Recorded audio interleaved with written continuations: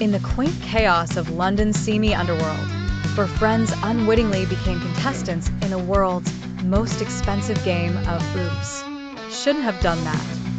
This misadventure, Lock, Stock, and Two Smoking Barrels, is a case study in how not to play poker, or live, for that matter.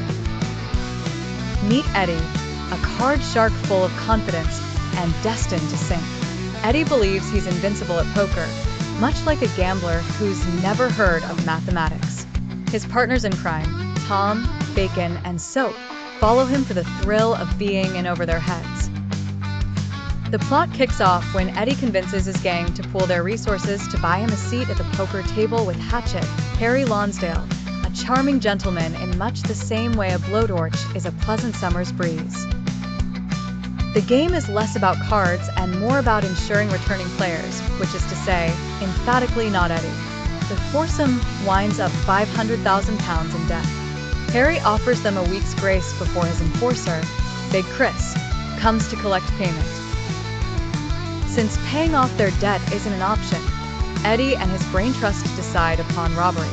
Who should they rob? Other robbers, of course, because if there is one thing crooks love, it's another crook stealing from them. The film spins into a maelstrom of assorted hooligans, each more entertainingly dim-witted than the last.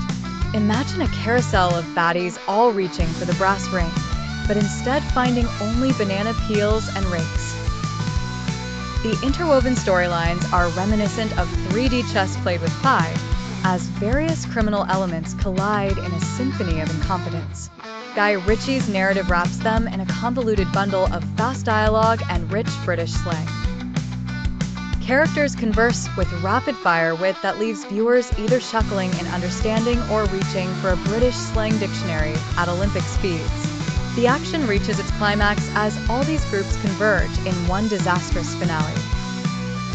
In a final showdown that's equal parts hilarious and chaotic, guns fire hither and yon, friends and foes clash, and somewhere, logic weeps quietly into its teeth. Eddy and his friends ponder life's absurdities, figuring to avoid poker games.